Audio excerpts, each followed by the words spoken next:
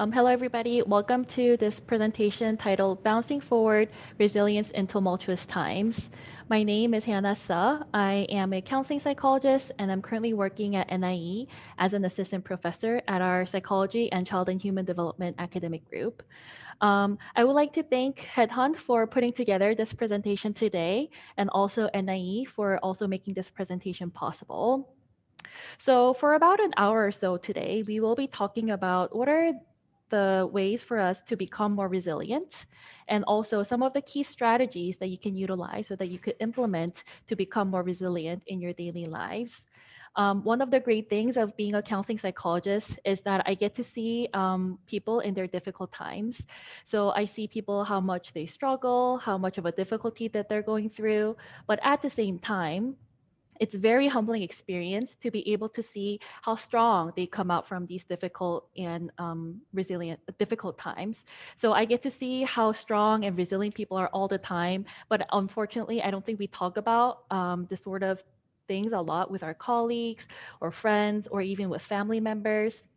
So my goal for you today really is to normalize that it is okay to struggle, it is okay to be stressed out, and there are ways for us to overcome these difficulties and become more resilient and live a more intentional and purposeful life. So with that, let me share what is the agenda for today. All right, so the first one, I would like to set intention for the hour. In any sort of presentation or meeting that we go in, I think it's really important for us to really be concrete about what I want to achieve from this meeting or this presentation. So I would do a little bit of an activity to set the intention for the hour, and I'll cover a little bit about the basis of what burnout is. So what the definition of burnout is, what are the factors that predict burnout, how burnout actually manifests in our daily lives. And as I mentioned, three key strategies that you can utilize to overcome these stress and burnouts. So the first one is to understand how your mindset functions in dealing with stress. The second one is to understand what are the core forces or values that drive your life. And the third one is to finding your self care routine and hopefully implement that throughout your daily lives. By the end, I will be opening up the floor for any of the questions and answers that questions that you may have, and I'll try my best to answer your questions. One thing to note is that today's session will be very much interactive. So I know you all are pretty familiar with Zoom by now, right? So you know how to utilize the chat box option. So throughout today's session, there are a couple little activities where I will be posing you several questions, and I would like you to think about those, ponder upon it, and then send in your responses. And that'll make our session more fruitful and also more interactive. All right, so setting intention for the hour. I know you had probably a very busy morning, right? Full of meetings or full of tasks that you had to do. And you also probably have a pretty fully packed schedule in the afternoon. But somehow, when you saw this advertisement that came out from HeadHunt, you've decided to give this presentation a shot. You've decided to log in, listen to what I have to say, and maybe try to adapt one of the strategies that are introduced to your daily life. So when you first saw this advertisement, I'm sure something resonated in you or something kind of clicked in you for you to sign up for the session and then listen to the content of today's session. So I want you to kind of ponder upon for a while to think about what are your goals? Why are you here in this session today? What do you hope to achieve from today's session? So think for a while, and then send in your responses to through the chat box option in Zoom, and I'll be able to see your answers here as well.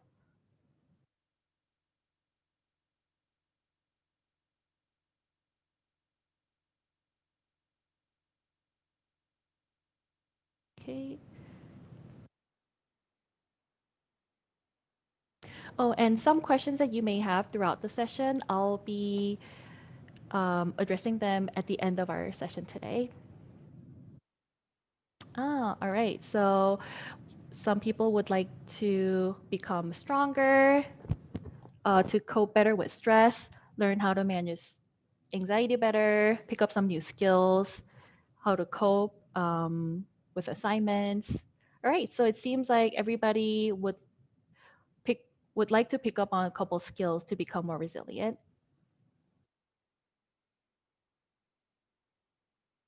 Facing a lot of stress at work, recognize stressors and cope effectively, right? Okay. So yeah, thank you for sharing your responses. I hope you could utilize this session to to learn not to go crazy, right? Yeah. So I hope you could learn and pick up a couple skills from today so that you can utilize throughout your days. But the most important thing for us is first to understand and acknowledge that you're stressed out. And it really is hard not to get stressed out and uh, get stressed out in this very difficult time. So I want you to kind of like feel normalized on that first, and then pick up some of the strategies that I'll be introducing today. All right. So tumultuous time seems to continue, right? When we first were hit by this pandemic, no one really knew how long this would go on, and it has. I know for me, it has been going on much longer than I had anticipated when it first started. Now we're in what, month 6, month 7, month 8, and a lot of the aspects of our life has been changed because of this pandemic that we haven't really thought of before, in the way that we haven't really thought of before. So it has changed the way that we think about work. A lot of you are still working from home, are engaging in online meetings, had to quickly shift to adapt to this new online way of communicating with your colleagues and with your clients. And some people, because of this pandemic's effect on our economy, are also worrying about your future of the work as well as how stable your work might be. It has also changed how we think about family. So for those of you who have kids, when first CB kicked in and students had to go to school, somehow we quickly transitioned to home-based learning, where you had to deal with both work and family all at the same space at the same time. It also has changed how we think about elderly care for those of people who don't have much access to the basic needs. We also are thinking differently about the relationships. So, because of the safe distancing measures, you have to kind of pick and choose which 5 people you're going to hang out together with, which 8 people you're going to hang out together with. So, it really gave you a chance to think about, okay, so with what people do I want to have quality time together with? It also changed how we think about leisure as well. For many of us, traveling was a source of kind of rejuvenation, to relax for a while, get new inspiration, and then come back to our work life to be even more resilient, to move forward. But then travel is being limited.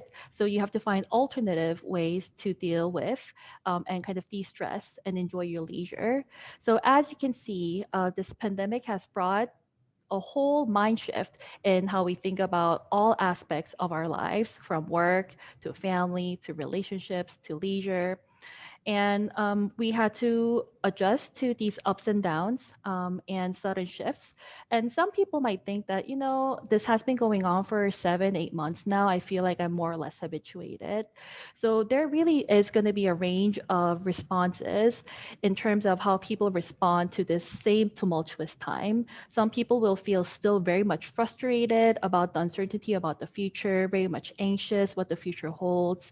Other people might have mixed emotions, or if you're one of those people who are more or less habituated to this, then you'll rather feel indifferent, kind of don't feel anything about it. So just understand that everybody could have different range of emotional responses in response to this pandemic that we're in together. So in this pandemic, it is really easy for us to be burned out. And the definition of burnout is being in a state of physical and emotional exhaustion. The demand that you need to carry far exceeds the current resources that you have. So if you answer to yes to any or all of these questions, then probably you're on somewhat of a spectrum on feeling burned out. So answer to yourself first. Have you become more cynical or critical towards yourself or other people?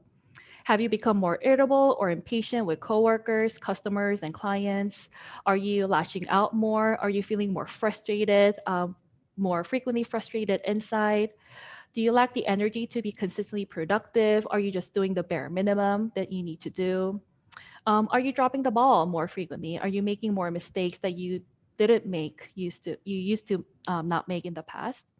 And also, are you experiencing any unexplained physical symptoms such as headaches, stomach problems, other physical complaints? And are you also experiencing insomnia? Do you wake up quite frequently while you're asleep? Do you have difficult time falling asleep? So if you answered yes to any of these questions, then probably you're experiencing some level of burnout.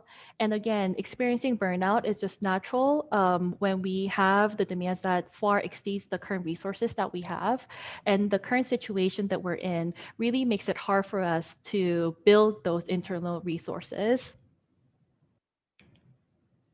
So some of the common factors or traditional factors, if you will, that has been known to predict burnout are lack of control, lack of social support, and lack of work-life balance. So whatever you say, if you don't think that's going to make any change in your work setting or in your family, then you're not going to try, right? And you're just going to feel really tired and burned out. If you feel isolated in your work setting or in your family spheres, then that's also going to contribute to you feeling burned out. If you have a very busy work or if you have a very busy things to take care of in your family, then having that additional demand will going to spill over to this other domain in your life. So having lack of control, lack of social support, lack of work-life balance, all have been known to be traditional factors that contribute to burnout. So we always carry these traditional risk factors to burnout. But then on top of that, because of this pandemic, there are these additional layers that just exacerbates us to make it more prone to burnout, if you will. The first is unclear boundaries between work and home. A lot of us, again, are still working from home. You have to make sure that you have a concrete kind of workspace while also at the same time attending to your kids. And so you have, from compared to before, more of an unclear boundary of work and home. Many of us are also carrying prolonged hypervigilance and anxiety. So whenever we go out, whenever we're interacting with people, we still have to kind of like, be alert and make sure that we're taking care of our own hygiene. We're using the sanitizers frequently and effectively. And this sort of having prolonged hypervigilance and anxiety could have a terror effect on your body and your mind. We also are kind of put into a situation where we can't really take much breaks for the pleasant leisures that we used to enjoy. And also, we have this additional factor that predicts burnout, which is uncertainty about the future. How long will this situation last? How will the world be different? When will I be able to travel again to meet my friends who are overseas, or even family members who are overseas, and so forth? So all these factors kind of play out simultaneously to make you more prone to experiencing burnout. And burnout in and of itself is not necessarily a bad thing. If it happens as an isolated experience, then of course you could always bounce back and then get back to your regular and normal level of functioning. But then burnout becomes dangerous when it becomes the start of a cascade effect. And it takes away that feeling in your own sense that, I'm not really moving forward in my life. I feel quite stuck. I don't feel like I have much resources and I don't even know where to start to move forward in my life. And why burnout is dangerous is because it actually puts you to this mindset of feeling helpless altogether. So when you feel and think that a situation is unchangeable and uncontrollable, initially you will try to change and modify that. But then if this situation continues over time, you would not even continue to try. And later on, when the situation becomes changeable and controllable, because you've learned before not to try, you will still not try. So this learned helplessness kind of becomes the start of the cascade effect of you going kind of down spiral, in a down spiral in not only your work setting, but also in your family relationships, your important social relationships, with your health, and so forth. So this situation has really brought us to think about what are the things that we have control over, and what are the things that I don't have control over. And of the things that I have control over, what are the things that I can do with my mind? Can I change the way that I believe about what I can do in this situation? So the first strategy that I would like to introduce to you is to attending to your mindset. So some of you who have kids may have heard about mindset. This is a very well-researched topic in the field of education, multiple decades of research on how it is predictive of students' academic performance and academic engagement. So let me just give you a brief overview of what mindset is, and then I'll then introduce to you one particular specific mindset that I would like to introduce, which is stress mindset. So, mindset literally refers to your approach to certain things, your setting of the mind. So, what sort of state or frame of mind that you have that influences your subsequent responses. So, if you see on the right side here, there are people who believe that mindset, your intelligence is fixed. We call this a fixed mindset. If you believe your intelligence is fixed, then subsequently, you're not going to really try hard because however you try hard, it's not really going to impact how better you become, right? So you're not going to try harder, you're going to cope in a more of a negative way. And not surprisingly, that's going to be influential in you actually performing to not the best performance that you could put forth. However, if you believe that your intelligence is malleable, we call this a growth mindset. If you believe your intelligence is malleable, it could actually change per much of the effort that you put in. Then, of course, you're going to try to put in more effort. You're going to try to adapt more adaptive coping strategies. You're going to think opportunities as chances for growth. And ultimately, that's going to be predictive of you actually being more engaged in your academics or even performing better in your academics.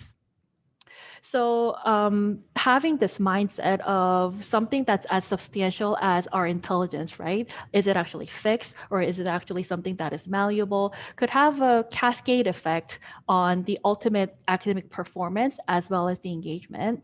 So, the effects of mindset changes are really not inconsequential. And of course, there are individual differences in how much you implement each of these mindsets. So, there are going to be people who are likely to have more of a growth mindset than other people. And there are going to be people who have higher levels of fixed mindset than other people. But what is good news here is that these mindsets, especially training yourself to implement the growth mindset, is something that you could practice. And multiple years of research has shown that we could train ourselves to have this growth mindset.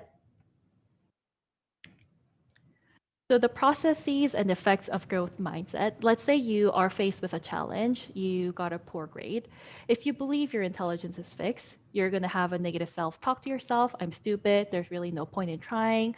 It's going to lead to, of course, decreased effort, of course, bad performance, which will then only reinforce your belief that intelligence is fixed. I'm stupid. However, if you believe that your intelligence is malleable, the self talk that you will have is, I really haven't mastered this quite yet. Let me try to work harder, try a new approach, see how it goes, and then let's see which level of performance that I could obtain. So you're going to put in more effort, use more positive strategies, invariably you'll get good performance out of it, which will then again positively feed into you further believing that your intelligence is malleable. So, kind of bring this logic to when you think about stress as well. When we think about stress, in reality, it just is a natural response to a stressor. It's just naturally what our body does, what our mind does, but then we're somehow socialized to believe that all stress is bad. But is that true? Is all stress really bad? When you think about some of the large, say, leaps that you've made in your life, large learnings that you've had in your life, invariably, I would imagine those were very challenging times, very stressful times in your life, but then you've come strong out from that, and they were ultimately very helpful to you, right? So these stressful situations are not always bad for you, but also could be potentially helpful to you. So if you implement a stress enhancing mindset, you will believe that stress is a challenge as opposed to believing that stress is a threat that should be avoided. If you believe that stress is a challenge, then of course you could think that stress can be potentially helpful for me rather than thinking that it is all bad for you. If you believe stress is a challenge, that it could be potentially good for you, then you're going to use this opportunity as a motivator, as an energy boost, rather than avoiding and suppressing your body's stress response, which actually confines your body to have even more sensitized response to stressors. So I want to change the way that you think about stress. Have we given stress enough chance? Can it actually be potentially good for us? So, with that, I want you to think about in your life during this pandemic situation. It was very difficult, no doubt. I had to make quick changes to my work, my family, my relationships, my leisure. It was no doubt very challenging, but there might be some benefits that came out from this pandemic in your work or in your family. So I want you to think about what benefits has the pandemic brought to your work and your family, and also how this has strengthened you as a person. So take some time to think about this, and then send your responses to the chat box.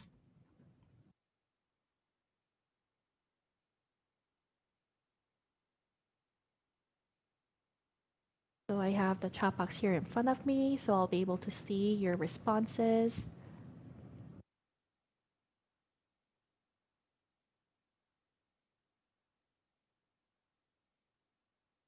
Mm. So there was one participant who said more discipline while working from home, save a lot of time traveling to work. Yes, that is true. Much closer with family. How nice. Closer bond with family. Very good. It seems like more people are enjoying more of a family time and enjoying that connectivity that you're having with your family members. Made you self reflect, do some of the housework during the office hours. Okay. Learning to take one day at a time. Yes. We can only do what we can. Better skin. Oh, how nice. No aircon. Okay. And becoming more skillful in your cooking skills. Yeah, so it seems like many of you are spending this time to better yourself holistically from your relationship with your family members, in terms of your nutrition, through your cooking, also investing this time to learn more about yourself and also about the field. Mm. All right. So, as you can see from this very brief answerings, there are actually some benefits that the pandemic has brought to us, and it is giving us deep sense of fulfillment and meaning. And it seems like it has also strengthened you as a person by giving you a chance to self-reflect. What are the capabilities that you have? Self-reflect and recalibrate. All right. So the first skill that I want you to start practicing is to try to give stress a shot, to see if there are areas where you could implement stress enhancing mindset and then see what the outcomes could hold. So the second question is, as we have practiced this stress mindset, how did it feel for you to actually reflect upon some of the positives that came out from this pandemic? And what did you newly realize about yourself that you could carry on? I mean, for some of you, you're naturally more of a like self-reflector, so you may think about these more frequently than other people throughout your life. But other people, this might be actually your first time to think about, oh, how am I actually feeling during this pandemic, and how was it for me to actually reflect on this? So please send in your responses to the chat box. so that I could know how you feel after having reflected on these two questions. Feeling gratitude, yes. Feeling grateful for what you have, for the people that's around you. It makes you a better person because you know your current status and where to improve.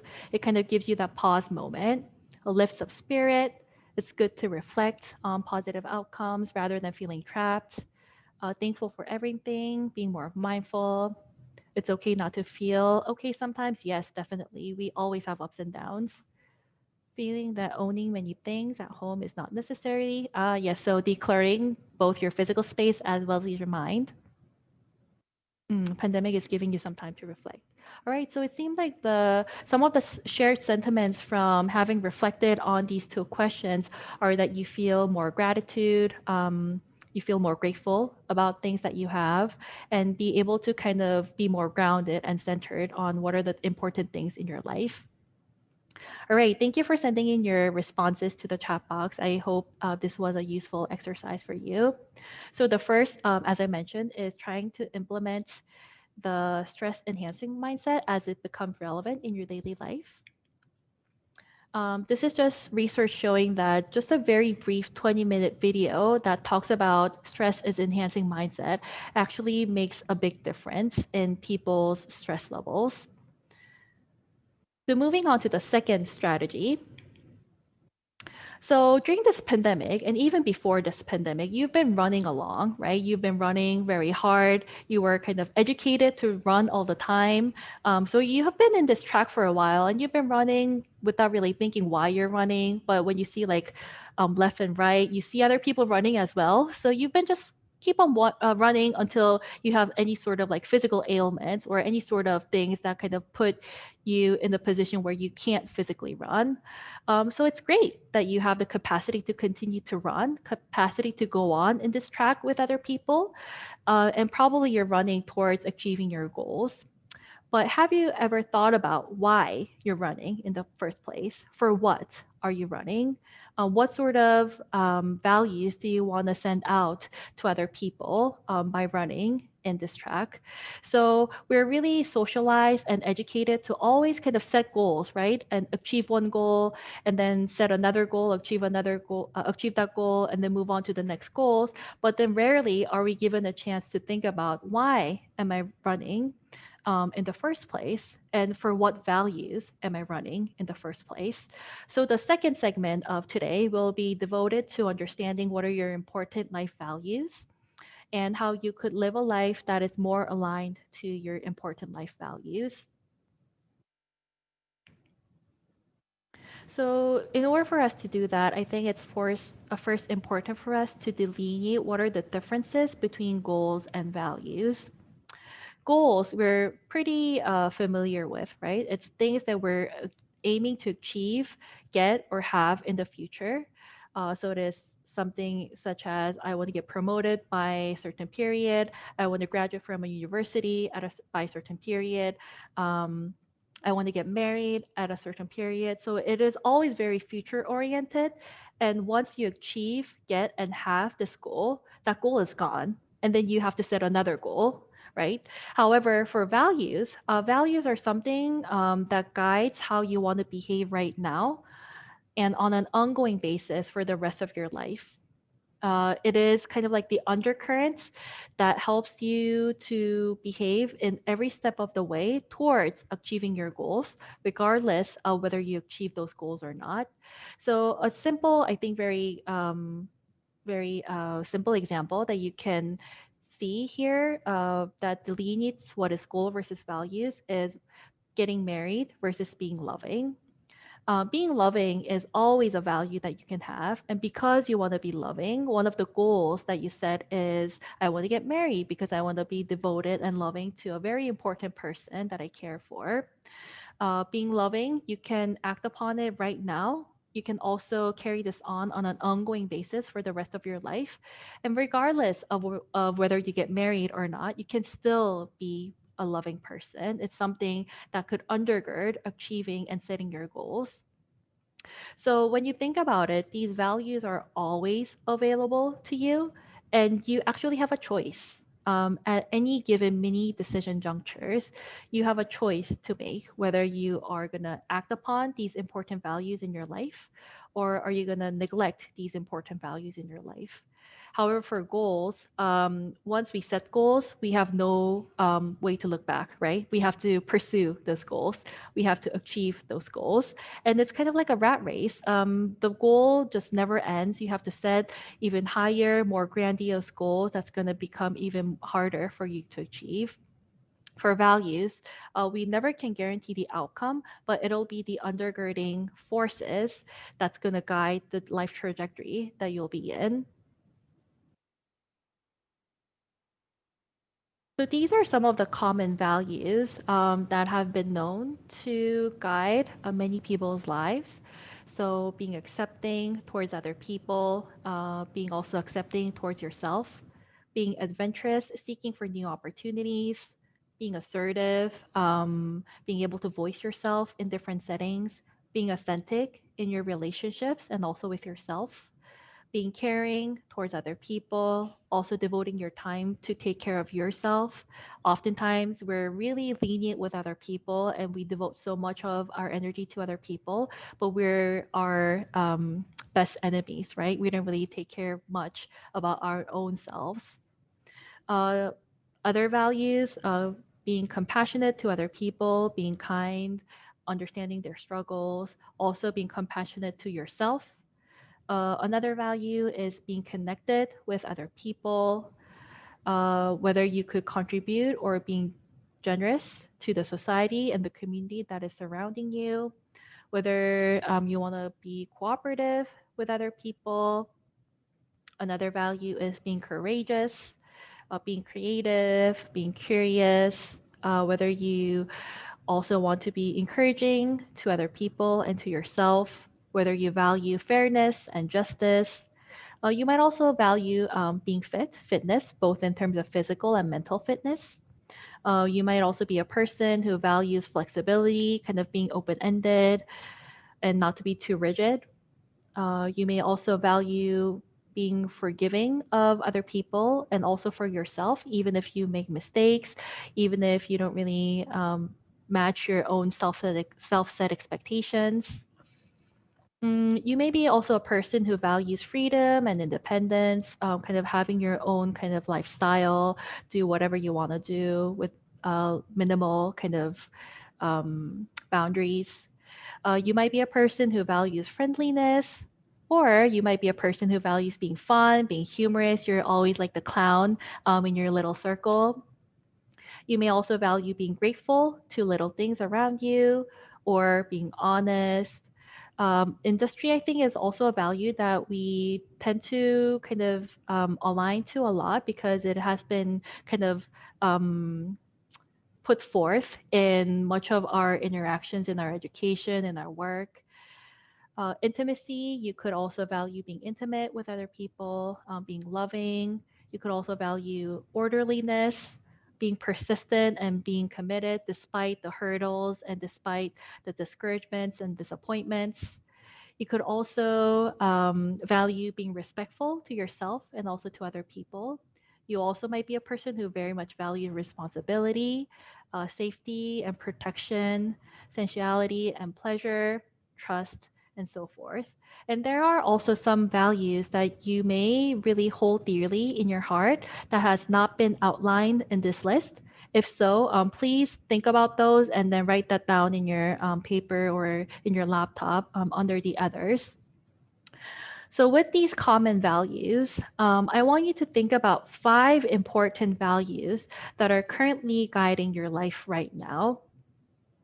The values that you hold really dearly to your heart, that you would like to really live by, that will determine how you act with yourself, with other people. So let's take some time to think about your important values.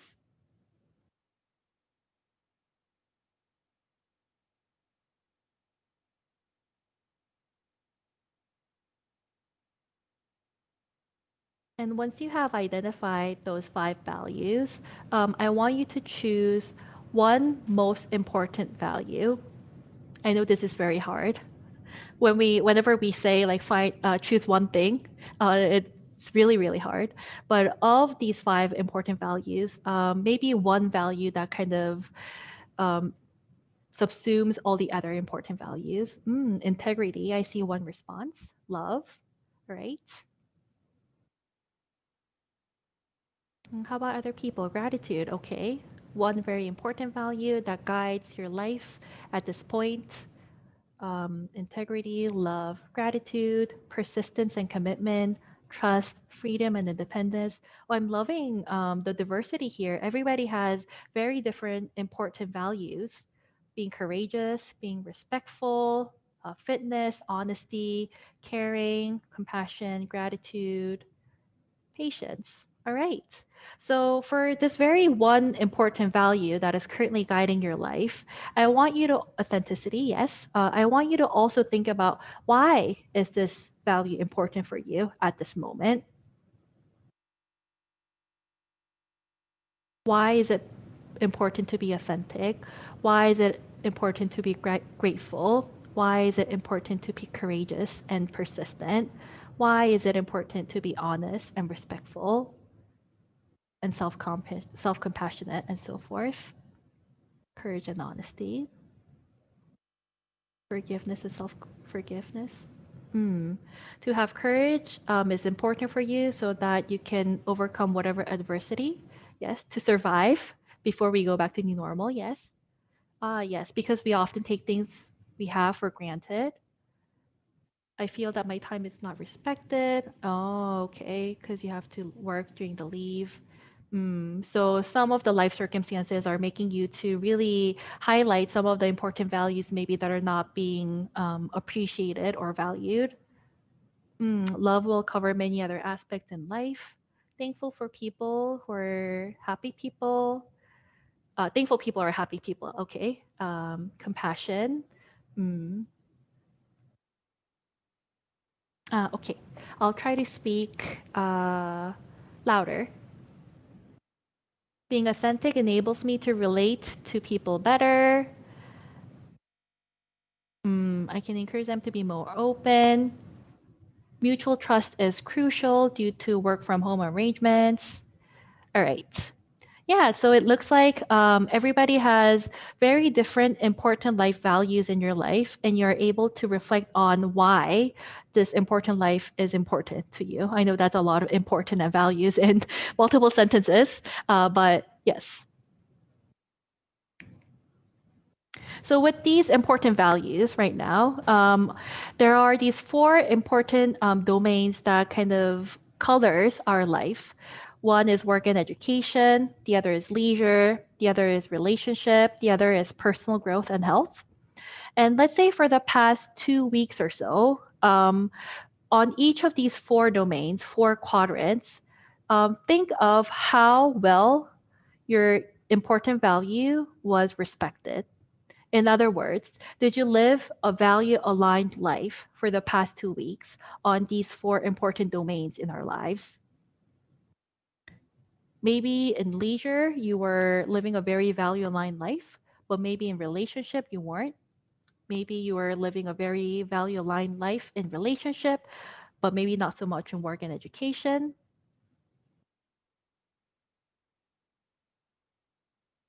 So, yeah, for the past 2 weeks or so, how has your important values um, been respected in each of these four domains?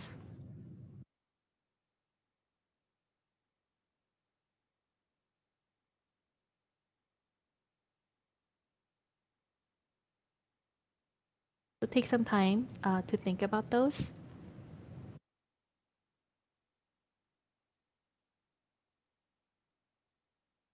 And if there's any of you, leisure, you have not adhered this due to a heavy workload. So maybe in the past 2 weeks, you weren't able to live a life, a value aligned life in your one area of your life, which is leisure. Then that actually gives us an opening to put more effort into living a value aligned life in your that domain, leisure, moving forward for the next 2 weeks, if you will. So by having this kind of like a picture or diagram, if you will, and putting your X marks on each of the areas, you'll be able to see where you've been lacking in terms of living value aligned life and where you could focus more of your efforts and energy on moving forward. So for those of you who have all your X marks in the core at the center of this diagram, kudos to you. You're living a happy, value-aligned, fulfilled, meaningful life. For those of you who have all these X marks towards the periphery, not to worry. You have all the future in front of you to try to align your life back to the important values that you have.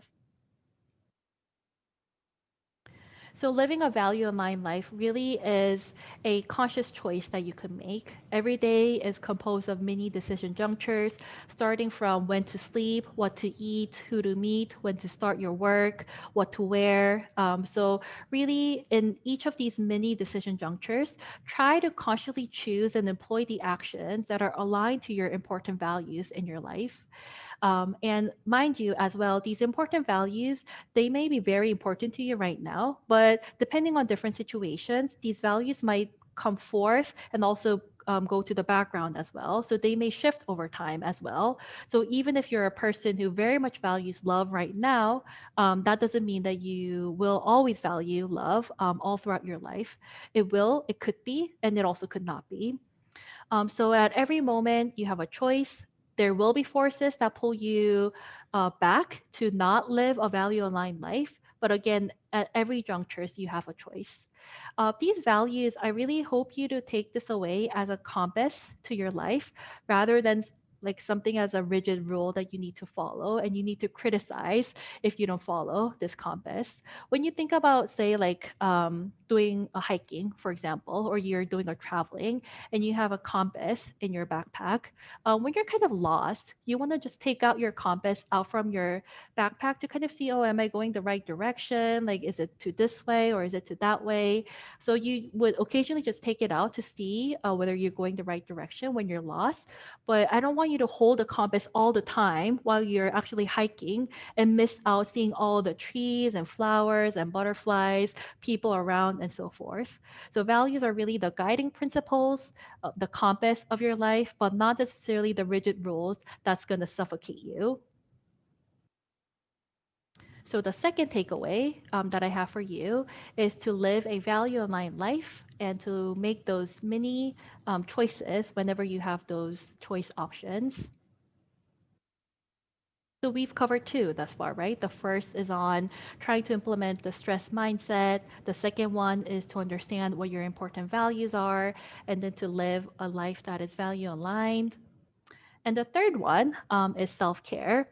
And self care, I think, is often a topic that we talk about a lot, but not necessarily adhere to as much.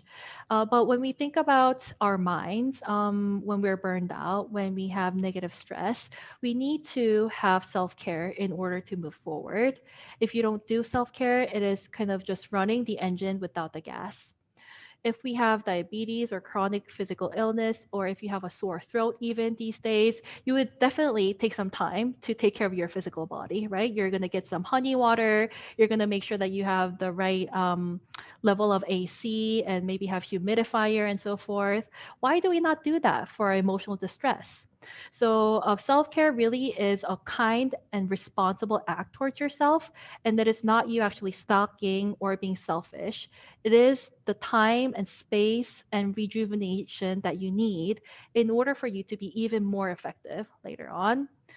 So, in order for us to really be good in self care, we need to first be aware and be attentive to our basic psychological, physiological, emotional needs. And then put in these self care routines in our daily routine with people around us and also in our environments. So the literature says there are four domains or four aspects of self care. First is physical self care, second, social self care, third, spiritual self care, and fourth is emotional self care.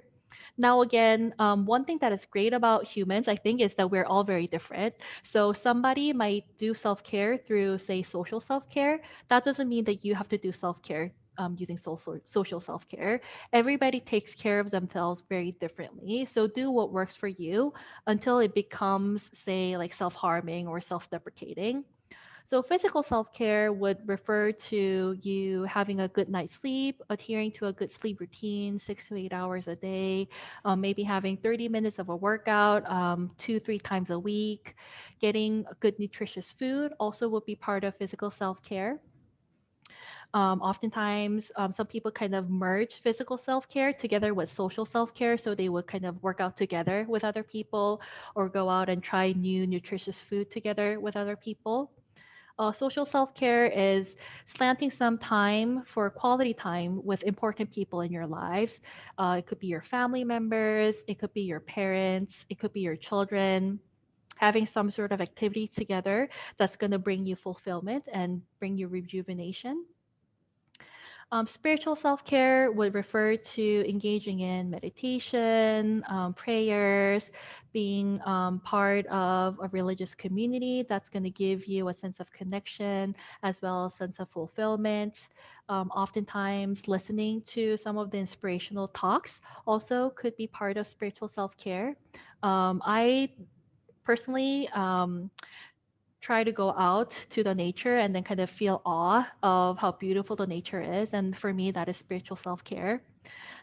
Emotional self care is anything that's going to bring you relaxation. So it could be listening to a good music that brings you nostalgia. It could be you watching a good Netflix movie. It could be you watching a YouTube video. I know for me, for my emotional self care, I like to watch stand up comedies on YouTube and Facebook because I really need the humor and fun. So that is, I know for me, an emotional self care that I can do.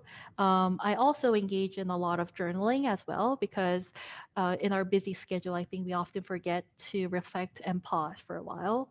So these four domains of self care: emotional, spiritual, social, and physical self care, see what works for you and implement what works for you. If you have been negligent of self care, then again, just like what we talked about values, in the next 2 weeks or so, maybe schedule in these self care activities in your daily routine or maybe on weekends as well. So to wrap up, the whole takeaway summary is first, know whether you're experiencing burnout or not. It is very normal for you to be burned out in this very tumultuous time. That is fine. If you're feeling burned out, utilize one of these three strategies to bounce off from this burnout. One is realigning your mindset. Two is realigning your values. And three is check your self care habits and routine and then map out into your schedule. Again, important caveat here is that everyone is very different in how they deal with stress and burnout. So if your way of coping works, kudos to you. You already have a very adaptive coping strategy. Stick to it unless it becomes problematic and unless it becomes where it doesn't work any further. So I would like to end up by sharing some of the programs that we offer where we train mental health professionals in Singapore. We have two programs within the Psychology and Child and Human Development Academic Group. The first one is Master of Arts in Counseling and Guidance. The other one is Master of Arts in Applied Psychology. These two programs are pretty similar, but also somewhat different in terms of who you can become after you graduate from the program. So if you're interested in knowing more about these two programs, please refer to our website and then go through what it takes to be part of these two programs. If you have any questions or have any follow-ups about today's presentation, or if you have any questions about the programs that we offer at NIE within our AG, this is my email address, so feel free to reach out. Another unique thing that we provide at NIE is that we have an in-house NIE Wellness Center. So this is a counseling center where we offer a reduced rate professional counseling services. The counselors here are our trainee counselors or trainee counseling psychologists who are currently being trained in either this Master of Arts in Counseling and Guidance program or the Master of Arts in Applied Psychology program. And they are very heavily supervised by one of our faculty. difficulty. So if you would like to gain any counseling services, then this is the email address that you can reach out to. We do offer community counseling services as well. And just as a last note, for our August 2021 intake, these are the application periods. PhD and Master's by Research is from October 1st to next year, January 29th. Master's by Coursework is from November 9th to January 8th, 2021. If you would like to have more information about our August 2021 intake, then please feel free to scan or access our website address here. So with that, I would like to open up the floor for our question and answers. Okay, let me move on. Okay. Know how to cope through it. Okay, so it seems like the first question was on I would like to know how to cope through tough times. So hopefully some of the strategies that I've shared today will be helpful in you coping through these difficult times. And the second question, oh, okay, so it seems like the questions were trickling in earlier on in the session. So if you have any further questions after having listened to all the presentation, then also feel free to send those in as well. I want to know how to be able to accommodate constant changes in the uncertain times of the pandemic. I think one thing that we can do is moderate our expectations, which is if our norm is that there's always going to be a constant change and there's not going to be necessarily a particular norm or stability, then if we change our expectation, then how we adapt to those expectations might differ. So one thing maybe you want to cultivate during this time is to maybe be more flexible and adaptable in this situation, because for example, I mean, this is only one pandemic that we're experiencing, right? And crossing our fingers, not, I'm hoping not this sort of thing doesn't happen again. But then there is going to be any sort of challenge, not to this degree maybe, but there's always going to be a challenge in human history on a societal level and also on an individual level. So if you kind of moderate your expectations and learn how to be more flexible and adaptive, then hopefully that'll be able to help you to become more resilient through these times. How to have hope in a world that seemingly seems out of control? Yes, that's a $1 million question, right? Um, I think it's important for us to delete again what is within my control and what is out of my control. If you're one of those people who would like to really partake in more of a like large social movements, then by all means, if that brings like, you know, a lot of meaning and sense of control to you, then I would encourage you to be part of that. But also at the same time, we really have to delineate what is the things that I have control over, what are the things that I don't have control over. And as long as you put in your best effort of the things that you can control over, then that'll be great. Okay, the next question is what happens if positive outcomes don't happen despite positive learning strategies? How do we avoid being demoralized when we don't see positive outcomes for a long time? Oh, this sounds really tough and hard. And I think in this sort of situation, it's really easy for us to be discouraged and disappointed. That kind of generalizes into all different areas of our lives. What we can do though is constantly trying and hoping that there will be positive outcomes. And when there are positive outcomes after, say, multiple iterations of failures, then that one positive outcome will come very meaningfully to you. And the meaning of that will be very strong in you later building your self esteem and self efficacy to overcome similar levels of hurdles and barriers in the future.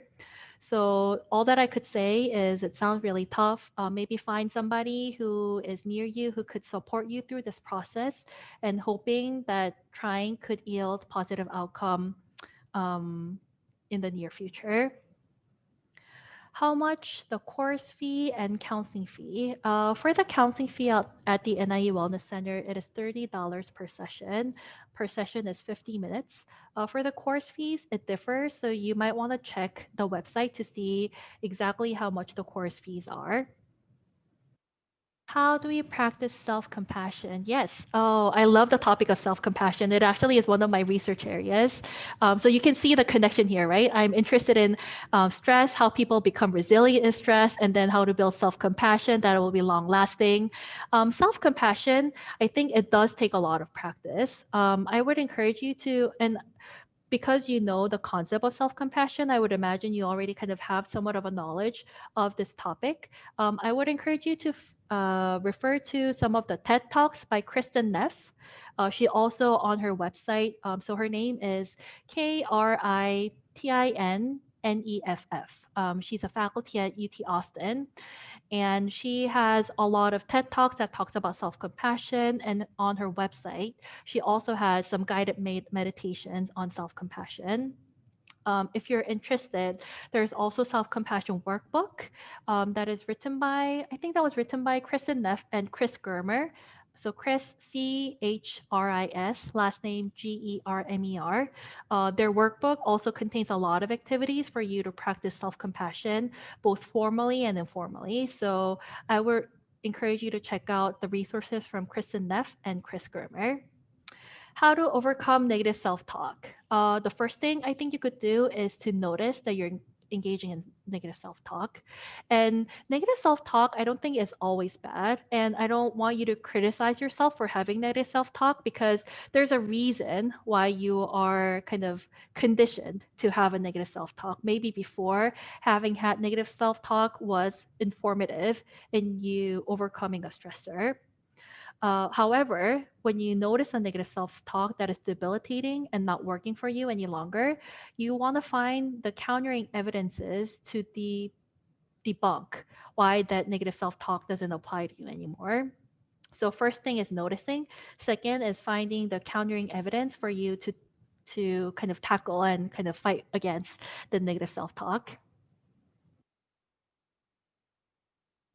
So, do you mean that growth mindset is actually malleable intelligence? Do all humans really have intelligence to cope with extreme difficulties, or is it different from person to person?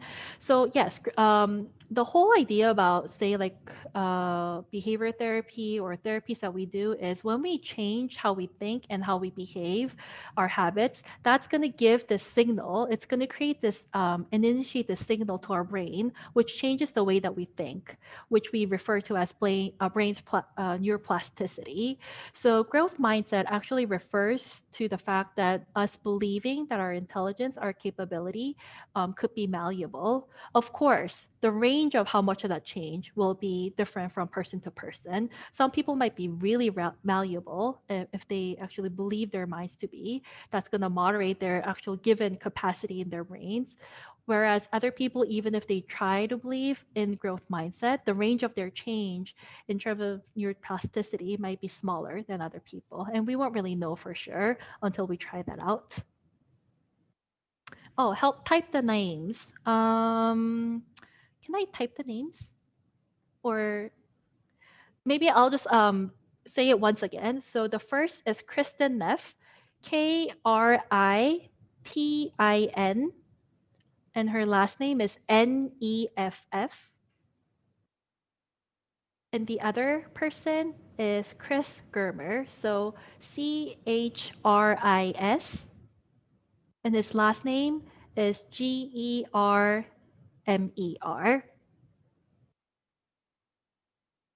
All right. Okay, can you get a burnout from trying too hard to practice self care? Yes. What can you do about it? Yes. So, again, all these strategies that we're introducing here, I want you to utilize as something that's helpful to you and not something that is limiting or suffocating to you.